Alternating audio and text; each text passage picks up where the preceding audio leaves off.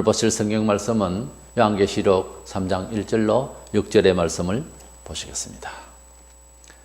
사대 교회의 사제에게 피언지하라. 하나님의 일곱 영과 일곱 별을 가지신 네가 이르시되 내가 네 행위를 아노니 네가 살았다 하는 이름은 가졌으나 죽은 자로다.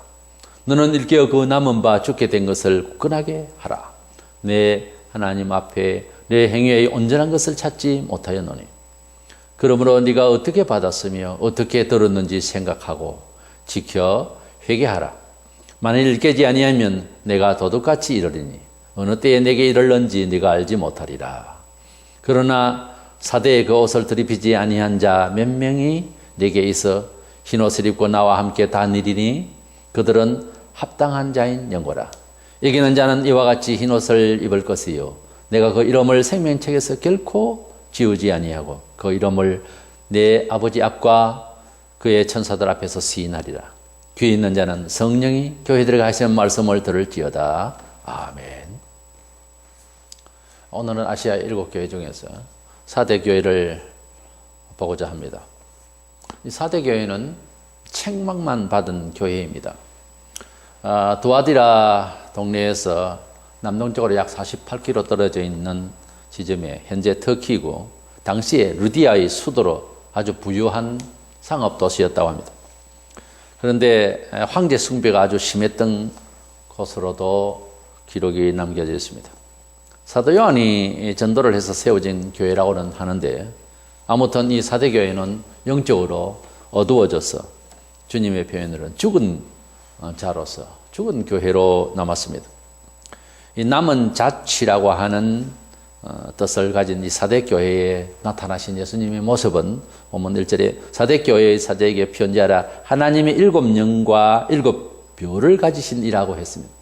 일곱 영은 일곱은 완전 숫자의 의미이고 일곱 영은 영이 7개라는 뜻이 아니라 완전한 영을 뜻합니다. 그러니까 성령님이죠. 그리고 일곱 별은 일곱 교회의 사자라고 설명이 되고 있습니다. 계시록 1장 10절에.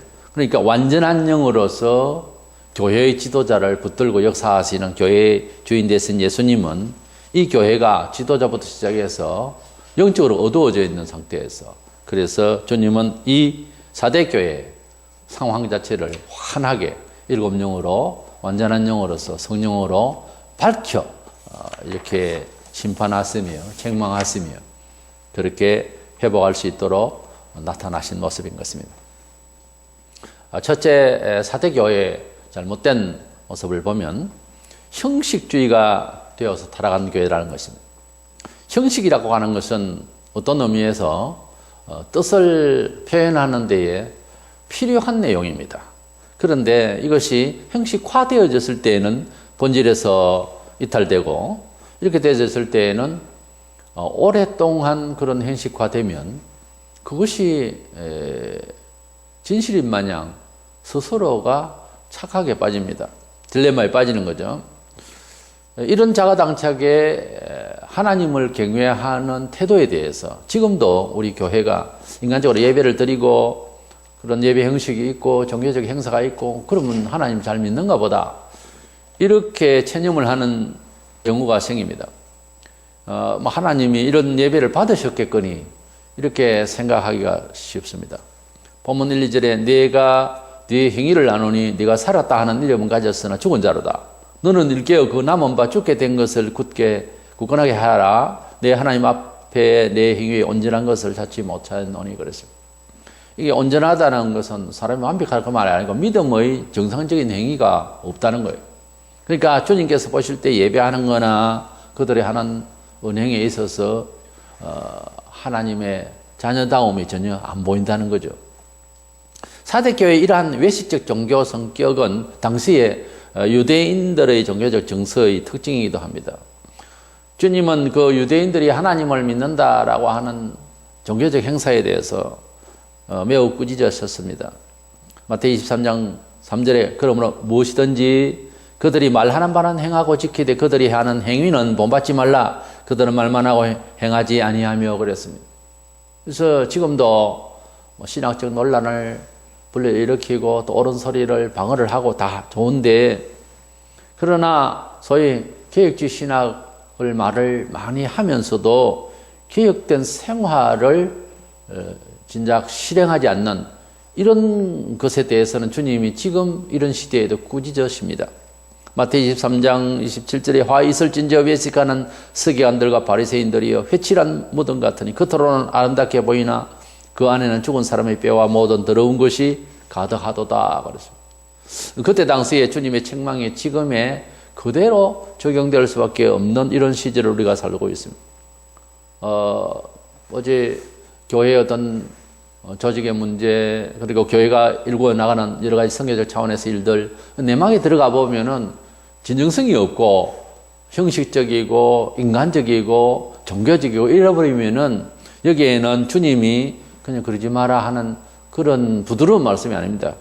화 있을진저, 이 화라는, 이 화 있을진저라는 말은 초상난 집의 소리입니다. 화라는 말. 화 있을진저 외식하는 서기관과 바리새인들이여. 얼마나 주님이 분노하시는 내용입니다. 회칠한 무덤 같으니. 그때 당시에 사람을 묻고, 그리고 그 위에 돌로서 이제 막고, 그리고 보기가 이제 시체를 누인 장소 같이 보이니까 회를 칠해서 그렇지 않는 것 같이 이렇게 미화시키는 이런 마무리를 하기 때문에 그 속에는 썩은 사람의 송장이 있다고 하는 그 내용을 이제 비유하시고, 이 유대인들의 신앙생활이 그렇다는 거예요. 밖으로는 회칠해서 깔끔하게 보이지만 안에는 본질적으로 진정성이 없고 썩었다는 거죠. 완전히 연식적으로는 하나님을 진정으로 경외하는 마음이 아니라는 거죠. 다 자기 잘난 맛에 살고, 성경에 보면 그렇거든요. 자기 자랑을 위해서 기도도 길게 하고 옷도 그렇게 아주 거주장스럽게 아주 멋을 부리고 이러는 것이 주님이 보실 때에 분노하지 않을 수가 없는 이런 외식된 종교 행위였습니다. 그것을 이 사대교회가 그대로 하고 있는 거예요.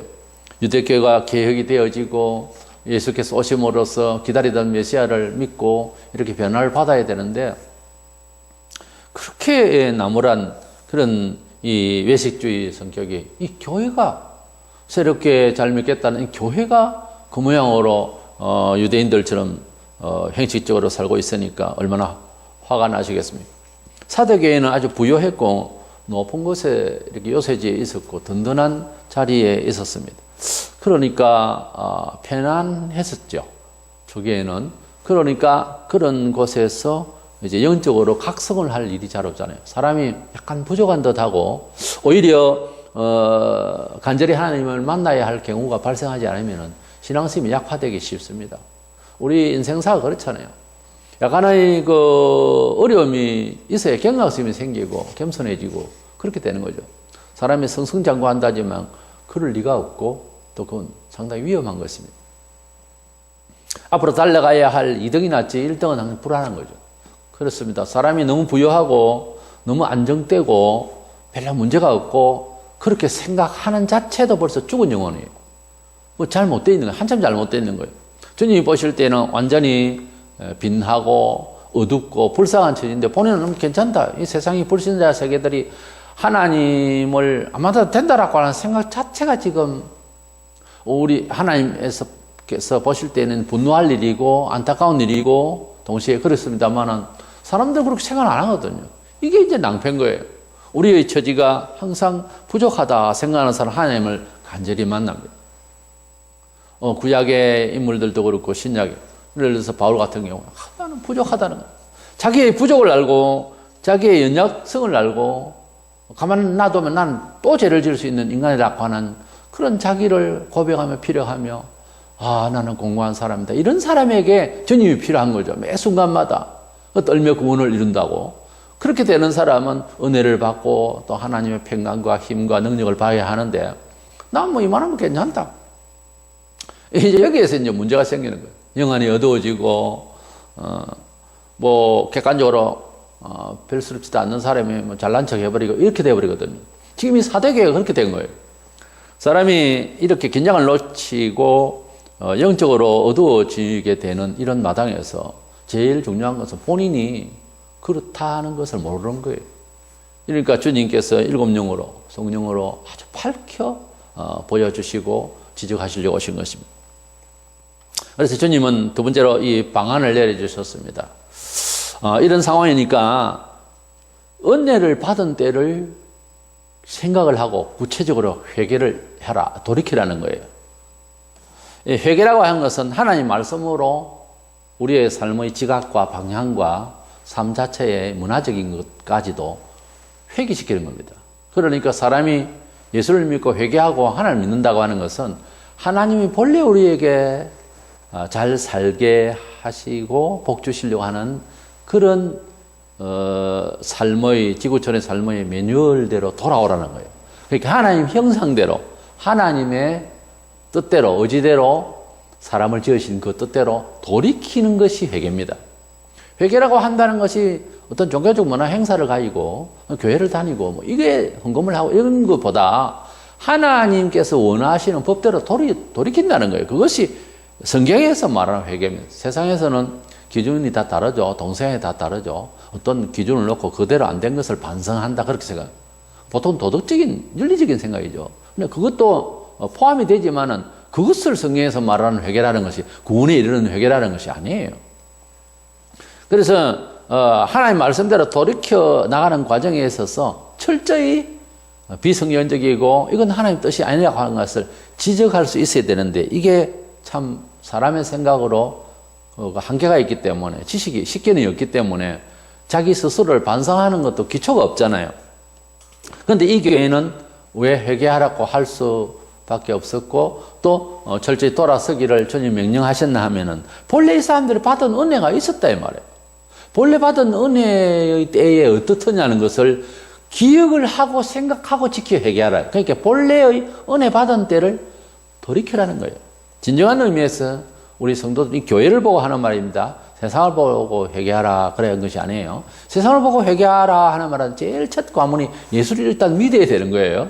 속죄주를. 그러고 난 뒤에 이제 우리의 영성이 새롭게 이제 변화되게 하는 여러 가지 성화 생활이 필요하겠죠. 근데 그게 아니고 지금 교회를 향해서 하신 말씀이거든요. 아시아 7교회는 사실은 교회를 향한 말씀이에요. 이 교훈과 말씀들은 불신자들이 들어서 적절히 이렇게 대처할 수 있는 내용이 아닙니다. 그러니까 본래 은혜 받았던 데로 돌이키란 말은 은혜를 받아본 사람이라야 그 은혜의 때를 돌이킬 수 있는 거죠.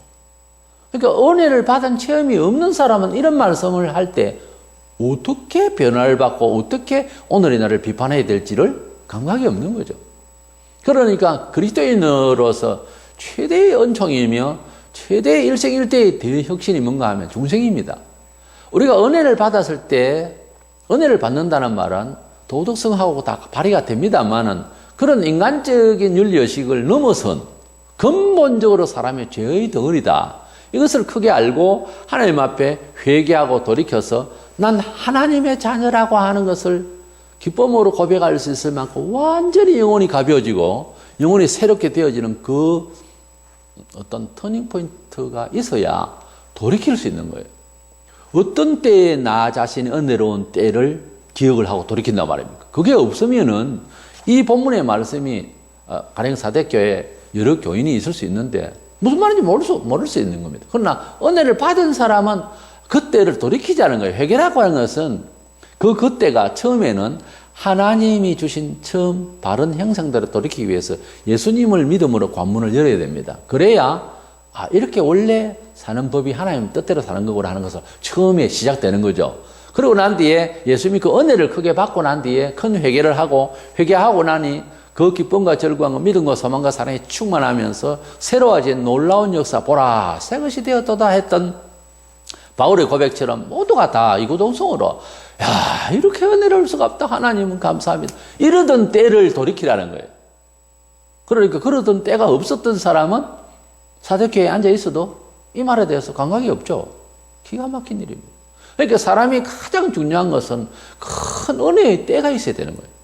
은혜를 받지 못하면은 이것은 누가 강요할 수 있는 부분은 아니지만은 하나님 앞에서 최대한 자기를 낮추고 겸손하고 솔직해서 그런 은혜의 때를 받도록 권유를 할 수 있잖아요.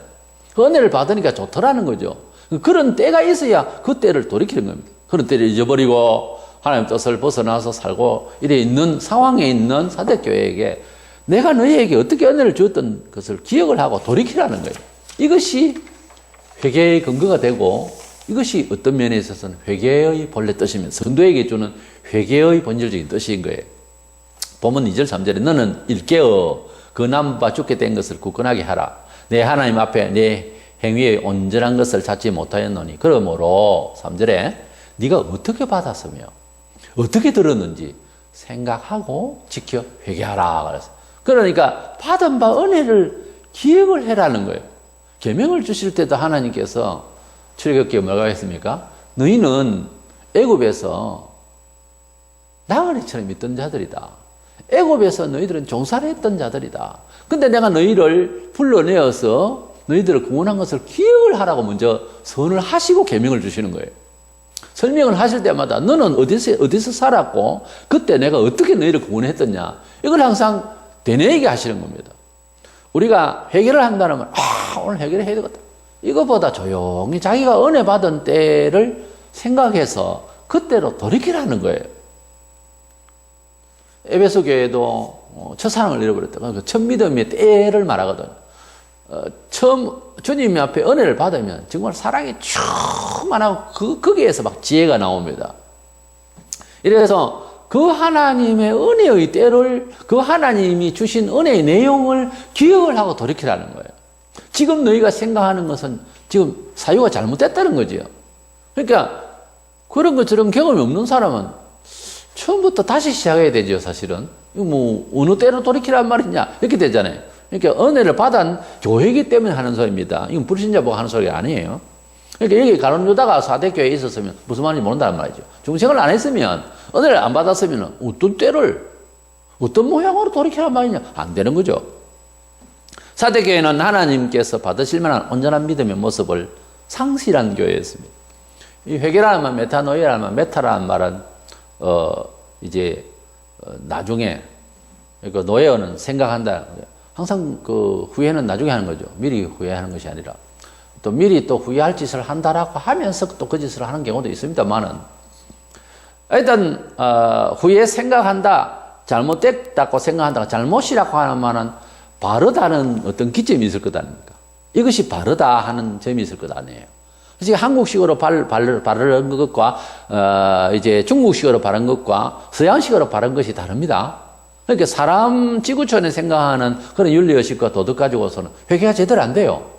회개는 하나님께서 은혜 주실 때에 예수 그리스도를 통하여 주신 새로운 하나님의 법칙이라는 룰이 있습니다. 그것이 하나님 앞에서 우리는 죄인이요, 천당과 지옥도 모르는 무식한 자요. 그래서 세상을 살아갈 때에 무엇이 어떻게 정직하게 살아야 되는지를 물론 공의롭게 살아야 되는 것도 포함이 됩니다만 이런 것들을 몰랐던 내 자신이 이제 모든 철학과 종교를 떠나서 하나님의 아들 예수 그리스도를 통하여 길이요 진리요 생명이 되심을 이해되어지는 순간을 돌이키라는 거예요. 그런 순간이 없었던 사람은 그것부터 먼저 돌려야 될 거다. 첫 경험. 첫 경험이 안 된 사람도 있다 이거죠, 내 말은. 그러니까 그런 것을 돌이킨다는 말도 어디로 돌이킨다는 말이냐. 돌이킬 그 표준이 뭐냐는 거죠. 그게 하나님께서 우리에게 은혜 주신 예수 그리스도를 통하여 은혜 주신 상황으로 돌이키라는 거예요. 근데 그것이 경험이 요구되는 상황이거든요. 그게 안 되면 기억이 없는데 어디로 돌아가는 거예요. 그러니까 그 좋았던 때를 돌이키라는 거예요. 은혜 받은 때를 돌이키라는 거예요. 은혜를 회복한다는 것만큼 귀한 일이 없어요. 뭐 물질을 더 받고 불안하니까 아니에요. 불안과 어려움을 해소하는 것은 주님으로 충만하던 시기로 돌이키는 거예요. 그런 영혼의 상태로 돌이키는 것입니다. 그렇게 볼 때에 물질 문화적인 이런 사유를 가지고서 저 사람 저만하면 은혜를 그런 말 하는 거 아니에요. 누구나 다 돌이켜야 할 부분들이 많을 겁니다. 솔직히. 얼마나 다 본래 자기가 은혜 받은 때에서 얼마나 멀어져 있습니까? 딱 곰곰이 생각해 보면 은혜 받았던 예배가 그렇게 좋았던 시절이 있을 거다. 뭐 억지로라도 교회를 가야 되는구나 이래가지고 다니는 경우가 허다거든요. 이게 지금 잘못된 상황이라는 거죠. 이것이 온전한 믿음의 연행이 아니라는 거죠.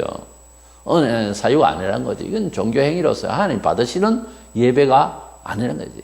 예배하러 오는 그 발걸음이 아니라는 거죠. 진정한 회개로 죄사함을 받는 것은 경우에 따라서는 상대에게 해를 끼쳐서 뭘 갚아야 됩니다.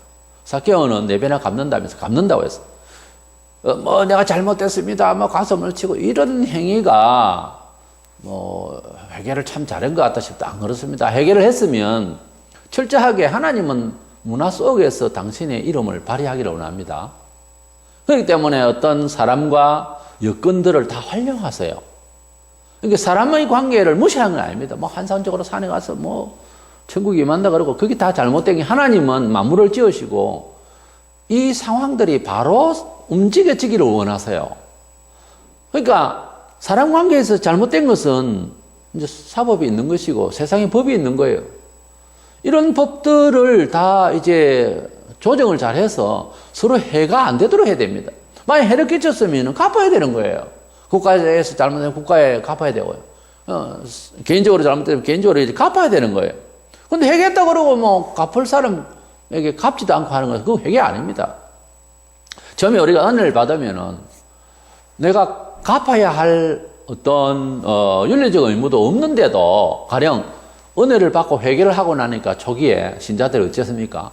부자들은 갑자기 가난한 사람이 눈에 보이는 거예요. 그래서 필요한 것을 다 갖고 오는 거예요. 갖고 와서 서로 이제 필요한 대로 공유하고 나눌 수 있도록 하는 장면이 나오잖아요.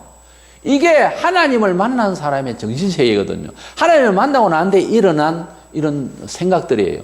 이 생각이 사건에게 확 이제 갑자기 생긴 거예요. 이게 구원받은 사람의 특징입니다. 그러니까 예수님께서 삭개오 보고 구원을 받았다 그랬잖아요. 구원받은 사람의 특징은 다 비슷해요. 이렇게 돌이키는 겁니다. 그것이 하나님을 믿는 사람의 그런 사랑의 역사고 정직한 역사죠. 왜? 주 사람 가난할 때 나이만 가지고 있었던 것도 은밀히만 해서 종교적으로 보면은, 즉 하나님 뜻으로 보면은 진정한 의미에서 종교적으로 본다는 말은 하나님 뜻대로 본다는 말이에요. 그 하나님 뜻대로 보면은 잘못하고 있는 거예요. 세상적으로는 잘못한 건 아니죠. 뭐 내가 부자라고 해서 가난한 사람 꼭 도와야 되는 일은 없죠. 그러나 하나님을 제대로 만나보면 도와야 되는 생각이 들어옵니다. 새로운 법이죠. 그러니까 그런 마음을 삭개오가 갑자기 발휘하게 되는 것, 이런 마음들이 우리에게 회개의 정신 구조라는 거죠. 이렇게 되어지는 것이 진정한 회개라는 거죠. 본래 사람이 그렇게 살아야 된다는 거죠. 내 배를 갚아야 되는 거예요. 그 마음을 발휘하는 것이 회개라는 말입니다. 뭐 그냥 회개 아니에요. 뭔가 철저하게 잘못된 거 있으면 서로 대화할 거는 대화하고, 뭐 삐져가지고 뭐 이야기도 안 난다. 그러고 그러지 말고 대화를 해서 요구사항이 뭡니까? 돈이면 돈이 얼마입니까? 이렇게 묻고 그 마음에 뭐 내가 빼앗긴 것 같은 것이 막 가령 100이다 그러면 그러면 150을 드리면 괜찮겠느냐?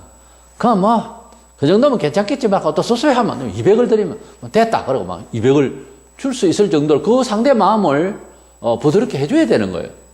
그런데 자기 감정에만 치우치고 뭐 세상 법에만 뭐 대충 하면 되고 이렇게 살면 안 됩니다. 기독교인은 완전히 새로운 법을 가진 거예요.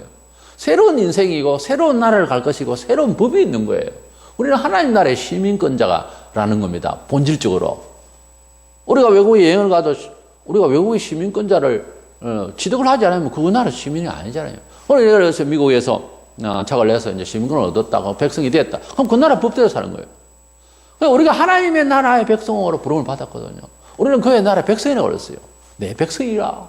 그런 내 자녀들이라. 하나님을 아버지라고 부르는 이 자들이 하나님 아버지가 원하시는 룰을 무시한다고 하는 건 말이 안 되잖아요. 그래서 하나님의 나라의 법대로 산다는 건 뭐냐 하면은 이렇게 잘못된 것은 철저히 갚을 것은 갚는 거예요. 이런 것들이 다 회복할 때 받는 마음이에요.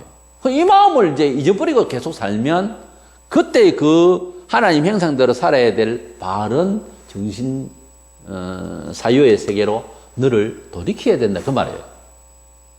새로운 은혜를 받는다. 새로운 어떤 은혜를 물론 체험을 할 수 있고 혹 그럴 수 있습니다만은 그렇지 않습니다. 보통 하나님을 제대로 만난 사람은 거기에서 거의 다 이제 스케치가 다 된 거예요. 사실은 하나님을 어떻게 믿으면 살아야 될지에 대한 그림이 다 짜여진 겁니다. 거기에 색깔과 두께와 이런 모양들이 안 나서 그렇지 거의 아웃라인은 다 잡히는 겁니다. 원래 중생을 하게 되면. 그래서 은혜를 받고 진정으로 회개를 하고 정말 통회하고 나면 예수님을 내 구주로 믿고 기쁨이 오고요. 그 다음에 처음 읽는 구약 성경이고 뭐 읽어보지도 않은 것도 이것이 다 우리들이 그렇게 말해야 되고 그렇게 살아야 했던 내용이다 하는 생각이 들어요. 그 봐요. 배운 건 아닌데도 또 전에 들었던 것 같은 말씀으로 이해되거든요. 그러니까 그렇게 좋았던 그 믿음의 은혜의 마음대로 돌이키는 것이 성도들이 보통 회개한다는 회개예요. 그러면 막무가내 회개한다면 내가 오늘 도둑질 했고 뭐 잘못된 회개. 물론 구체적인 건 그런 수 있습니다만 본래 회개는 은혜 받는 대로 돌이키라. 그렇게 말씀합니다. 또한 만일 일깨지 아니하면 내가 도적같이 이르리니 어느 때에 네게 이르는지 네가 알지 못하리라. 도적질을 하고 갔으면 내가 몰랐다는 말 아닙니까? 그 말은 비유컨대 그렇다는 겁니다. 내가 영 안에 어둡고 일깨지 않으면 마치 도둑 맞듯이 내가 너희에게 갑자기 올 때에 심판적으로 올 때에 네가 지금 내가 와서 심판한다는 것도 모른 중에 환난을 받을 것이다 그 말. 그러니까 내가 미리 앞당겨서 징계받기 전에 일깨지 아니하면은 주님께서 도둑을 맞듯이 나도 모른 새에 오셔서 내게 징계하시고 환난을 일으키시겠다는 그런 뜻이에요. 그러니까 깨어 있으면 도둑을 이제 우리가 쫓아낼 수 있잖아요. 그와 같이 정신적으로 깨어 있으라는 거예요. 내가 도둑같이 온다는 말 우리 성경에 이것저것에서 종말론적으로 또 특별히 그렇게 말을 듣게 되는데요. 회개하지 않는 상태에서 받는 징계와 어려움을 받을 때 주님이 도둑같이 오셨다 하는 뜻이에요. 그러니까 내가 영혼이 깨어 있으면 어떤 환난이 있어 보여도 욥처럼 당당합니다. 놀라지 않습니다. 그렇잖아요. 저게 욥이 여호와께서 주셨으니까 여호와께서 또 취하시는 것이지 물질이 내 것이냐? 자식도 어디 뭐 내 것이냐? 이렇게 생각하는 깨어있는 사람에는 도둑질 한 것 같은데 큰 환난을 받은 것 같은데 그렇게 고백 안 하거든요. 이 차이가 있는 거예요. 그러나 영이 어두운 사람은 상황이 터지면 깜짝 놀라는 거죠. 왜? 영혼이 어두웠으니까. 데살로니가전서 5장 4절에 형제들아 너희는 어둠에 있지 아니하며 그날에 도둑같이 너희에게 임하지 못하리니 이런 말씀이었어요. 그러니까 성도들에게 예수님이 도둑같이 온다는 말을 한다는 것은 스스로 한다는 것은 참 웃기는 이야기입니다. 그게 아니고 성도들은 주님이 어느 시점에 어떤 징조가 있고 어떤 때에 올 것이라는 것을 구체적으로 성경에 말씀하신 것을 하나하나 주석을 하고 안 배워도 영혼의 감각이 있어요. 주님 오실 때 되면은 거룩이 상실되어지고 하는 것이 딱 보입니다. 그것이 안 배워도 그런 느낌이 오거든요. 원래 사람이 가지고 있는 그 성향이라고 하는 것은 반대되는 것이 도전할 때 느낌이 오는 거거든요. 그걸 꼭 구체적으로 성경 공부를 잘 해야 되는 거냐? 꼭 그런 건 아닙니다. 요한계시록 공부를 지금 하고 있고 또 말씀을 통해서 우리가 은혜를 받고자 하는데 이거 다 안 들어도 영혼의 감각이 있어서 이 시절이 안 좋다. 이런 사상은 이상하다.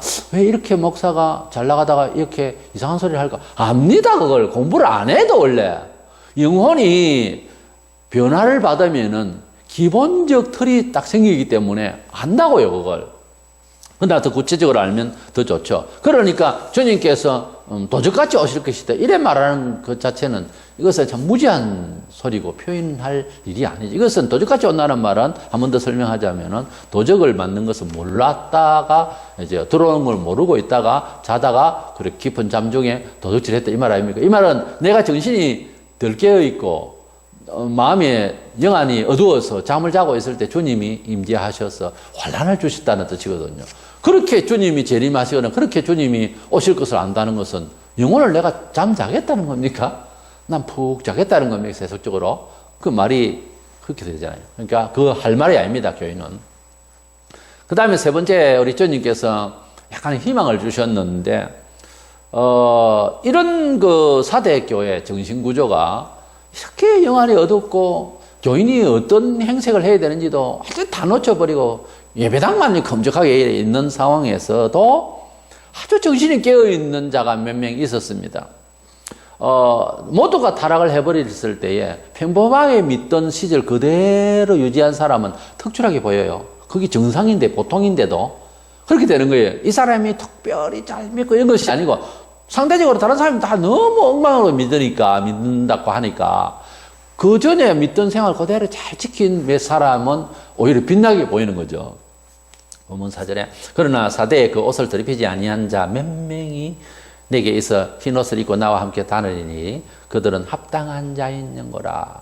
그 몇 명이 흰 옷을 입는 것은 이제 믿음의 옷을 말합니다. 정상적인 신앙생활을 하고 있다는 거예요. 간절하고 주님 오실 것을 기다리고 있고 아주 처음에 사대교회가 생각하던 그대로 유지를 하는 사람이 단 몇 명이 있었다는 거예요.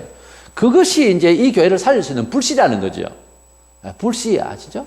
하여튼 불씨가 있어야 이제 다른 것을 태울 수 있는 근원이 되니까요. 본문 5절 6절에 이기는 자는 이와 같이 흰 옷을 입을 것이요 내가 그 이름을 생명책에서 결코 지우지 아니하고 그 이름을 내 아버지 앞과 그 천사들 앞에서 시인하리라. 귀 있는 자는 성령이 교회들에 하신 말씀을 들을지어다 그랬습니다. 잘못된 자를 회복하는 자는 믿음으로 어렵다 칭하시는 은총의 마음의 옷을 입게 됩니다. 우리가 죄를 회개하고 돌이키고 또 이제 정상적으로 내가 예수를 믿고 살겠다 하고 참 작정을 하고 은혜를 눈물을 흘리며 새롭게 되면요. 이런 옷을 입는 것처럼 아주 하나님께서 나를 가해 주시는 빛나는 흰 옷을 싹 입혀주는 것 같은 마음이 생겨요. 마음 자신이 이제 통쾌하고 그냥 인정하시는 옷을 입혀주는 것을 느낍니다. 그것이 뭐 신비적 감각을 말하자는 것이 아니라 그런 의미가 충만해져요. 본인이. 그런데 그것은 단순히 영생을 주겠다는 이런 옷이 영생을 그런 뜻이 아니고 현실적으로 범사에 하나님이 지켜주시는 그런 인생의 승리를 주겠다는 거예요. 흰옷은 승리고 회복이고 성결이고 구원이거든요. 그러니까 이 회개하면 돌이키면 또 새롭게 은혜를 주겠다는 거예요. 은혜를 주겠다는 거예요. 실제 우리가 하나님의 은혜 가운데 살고 성령 충만한 생활이 있었다면 그때를 돌이켜보세요. 얼마나 척척척 일이 다 풀립니다. 주님께서 은혜 주시고 함께 하시니 환난이 와도 겁이 없고 하던 그 시절로 돌이키라는 거예요. 사대교회가 그런 흔적이 있었다는 거죠. 그러니까 그때를 돌이키라는 거예요. 생명책 말씀이 나오는데 이 생명책이라고 하는 것은 무슨 이런 책자로 생각하면 안 됩니다. 하나님의 소유다 그 말이에요. 하나님의 소유, 하나님 보이지도 않는데 하나님 취급할 무슨 책이 또 있습니다. 그러니까 이것은 하나님의 소유가 된다는 뜻이에요. 출애굽기 32장 32절 3절에 그러나 이제 그들의 죄를 사하시옵소서. 그렇지 아니하시오면 원하건대 주께서 기록한 책에서 내 이름을 지워버려 주옵소서. 여호와께서 모세에게 이르시되 누구든지 내게 범죄하면 내가 내 책에서 그를 지워버리라. 이게 책이라는 말이 나오는데 주 하나님의 기억에 주 하나님의 마음에서 그를 잊어버리겠다 이런 뜻이고 제대로 믿는 자는 내가 기억을 하겠다 그 말이에요.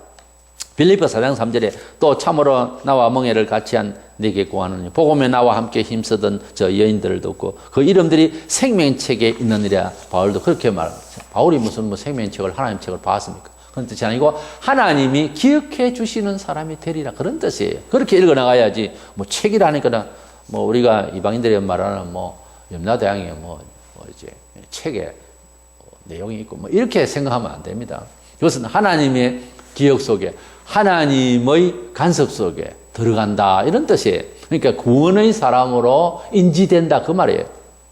심판날 그의 천사들 앞에 시인한다는 말도 있는데요. 천사들은 하나님의 일을 수행하는 자들로서 천국에서 우리 신자들을 대할 때 또는 믿음과 불신 사이에서 천사들은 어떤 일을 개입을 하느냐 하면은 증인으로서입니다. 우리 천사들은 하나님의 일을 지금 복음을 위해서도 일을 하고 또 징계를 위해서도 일을 하고 또 이 천사들은 불의는 영으로서 아주 불신자들에게도 일을 하고 그리고 마귀와 그 졸개들은 마귀가 지시를 하겠지만 근본적으로 하나님의 장중 안에서 악의 무리들이 역사를 하는 이런 것도 다 간섭이 됩니다. 그런데 심판날 천사들이 옆에서 변정을 해요.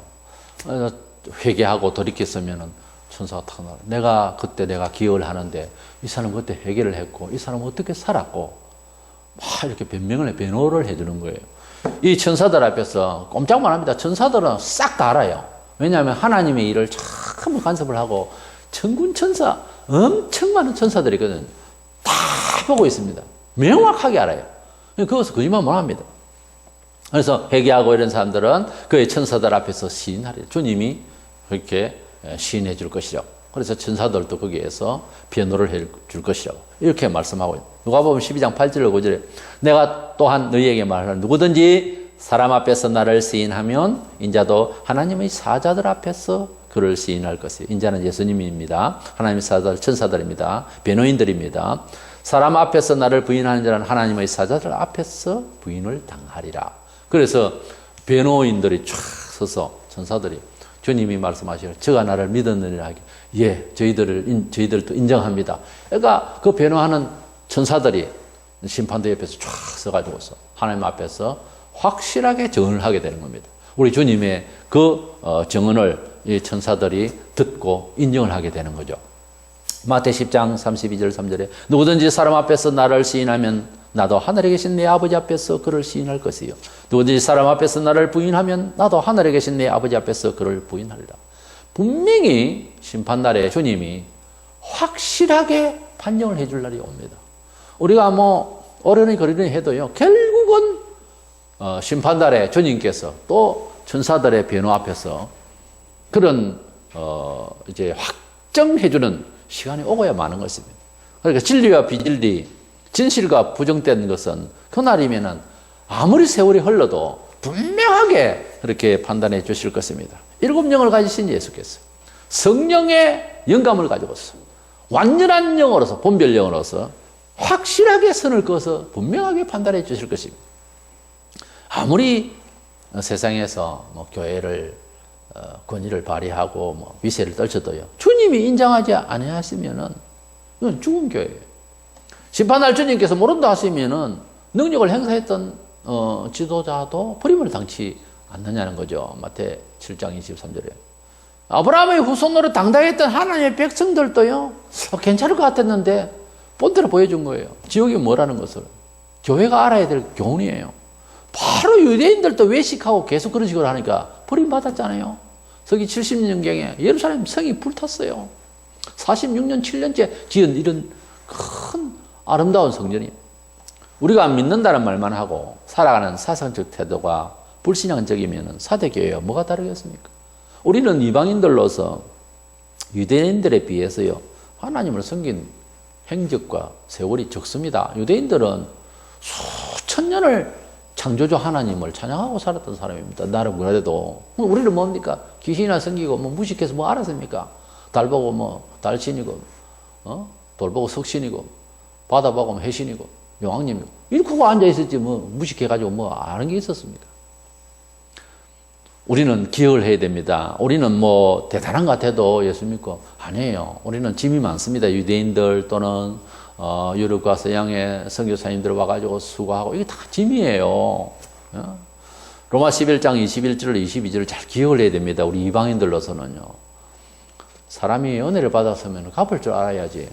로마 11장 21절 2절에 하나님이 원가지들도 아끼지 아니하셨은즉 이것은 원가지는 유대인을 말해요. 너도 아끼지 아니하시리라. 너는 불신자를 말해요. 이방인들 말해요. 너희가 만일 하나님의 인자하심에 머물러 있으면 그 인자가 너희에게 있으리라. 그렇지 않으면 너도 지키는 바가 되리라. 유대인들이 구약의 내용을 봐도 무섭게 하나님이 진노하실 때는 진노하시거든요. 불강적이에요. 소돔 고모라 불로 태워먹었어요. 하나님께서 물로 막 세상을 썰어버리고 하나님께서 땅을 불러서 사람을 다 몰아넣어버려 죽여버려. 뭐 이런 일들 보면 무서운 거예요. 하나님의 백성이라는 자가 적극적인 관심을 가졌던 이스라엘도 하나님 그냥 두지 않습니다. 우리가 뭐 일제 36년을 이야기하고 왜 그랬을까? 막 하나님 뜻인가 아닌가? 뭐 오만 생각을 다 하지만 유대인들 70년을 바벨론에서 종노를 했고 애굽에서 430년이 있었어요. 하나님께서 하나님 백성이라는 사람을 특별 대우한 것 같아도 안 그렇습니다. 그러니까 원가지들도 찍었는데 너희들 뭔데? 뒤늦게 가서 예수 믿고 이방인들 너희들이 뭐라고 너희들이 이런 뜻이에요 사실은. 정당성이 있는 말이지 않습니까? 우리가 뭔데요? 우리 내어놓을 거 뭐 있는데 세종대왕 이수신 다 몇 개 내놔 보세요. 그거 가지고 영생 받겠습니까? 속죄를 얻겠습니까? 안 돼요 그거 가지고.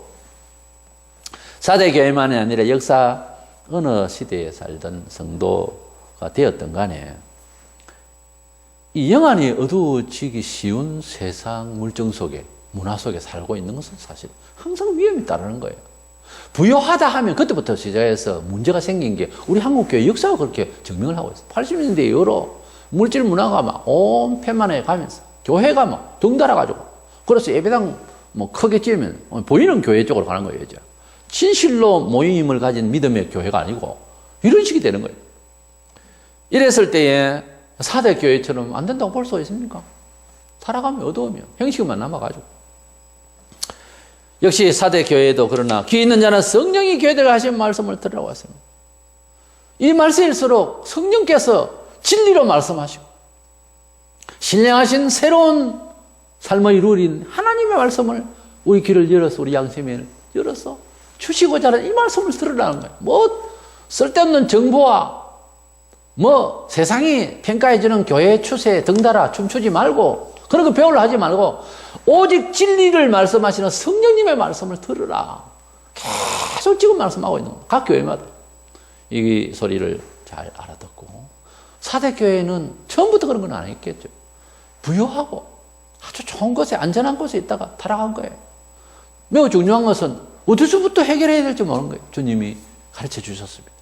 처음에 내가 어떻게 은혜를 주었더냐, 어떻게 받았느냐 너희들이 그때로 돌이키라는 거예요. 그래서 그런 은혜는 뭐 작거나만 가능한 있을 겁니다. 그런 때를 돌이키는 것이 진정한 살아날 수 있는 길이에요. 뭐 회개하라니까 뭐 자기를 비하하고 가슴 치고 뭐 그런 행동이 지금 중요한 게 아니고 은혜 받은 때를 돌이키는 거예요. 그런 때가 없었습니까? 그러면 처음부터 새로운 은혜를 받도록 완전히 바닥을 치면서 자기를 낮춰야 되는 거예요. 그리고 은혜를 한번 받아봐야 평생 가도 은혜를 못 받으면 안 됩니다. 은혜를 한번 받고 그 다음 타락을 하면 가령 돌이키는 시점이 있는 것 아닙니까? 지금 교회를 향한 말씀인 이 4대 교회에 은혜 받은 때를 돌아라. 하나님께서 예수 그리스도를 통하여 주시고자 한 것을 경험한 대로 돌아라는 거예요. 아직 경험이 안 된 사람은 그 원리대로 돌아라 그런 말이고. 이렇게 해서 이 4대 교회의 형식주의의 영적 어두움을 우리 이 시대에도 얼마든지 평가받을 수 있는 것 아닌가. 그래서 돌이키라고 하시는 주님의 그 권유에 귀를 기울여서 회복할 수 있는 간절함이 있어서 저와 여러분이 또 새로워지는 역사가 있기를 축원합니다.